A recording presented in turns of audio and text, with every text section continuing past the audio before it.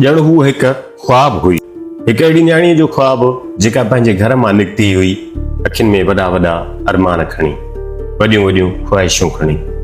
हू डॉक्टर बणजणु चाहींदी हुई, माण्हुनि जूं ज़िंदगियूं बचाइणु चाहींदी हुई।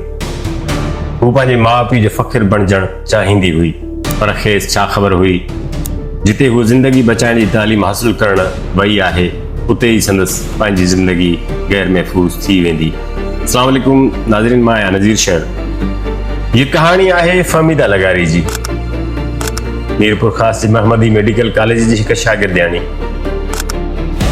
जेका ख्वाब खणी आई हुई पर ख़ौफ़ जी कहाणी बणिजी वई।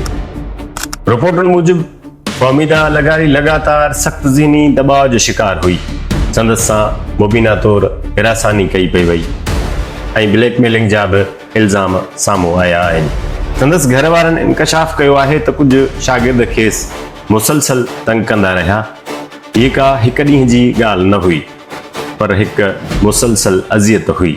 सभ खां वॾो सुवाल इहो आहे त जॾहिं शिकायतूं कयूं वयूं त कॉलेज इंतिज़ामिया ख़ामोश छो रही, आख़िर उहे चुप छो रहिया।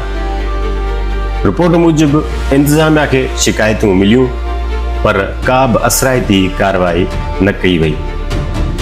आख़िर उनजो सबबु कहिड़ो हुयो? ही सिर्फ़ हिकु न्याणीअ जो केस न आहे, ही पूरे निज़ाम जी नाकामी आहे।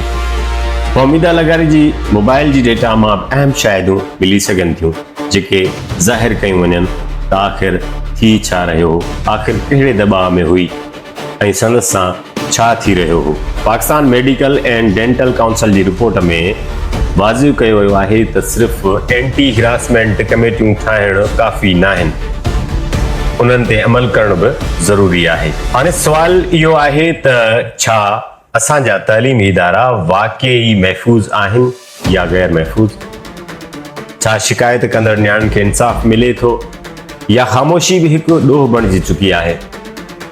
फहमीदा लगारी जो मौत सिर्फ़ हिकु शागिर्दियाणी जो मौत न आहे, हीअ हिकु दांह आहे जेका निज़ाम जे भितियुनि सां टकराए रही आहे। जेकॾहिं अॼु बि ज़िम्मेवारनि खे सज़ा न मिली त सुभाणे हिकु ॿी फहमीदा साॻे ज़ुल्म जो शिकार थी सघे थी, साॻे निज़ाम जो शिकार थी सघे थी।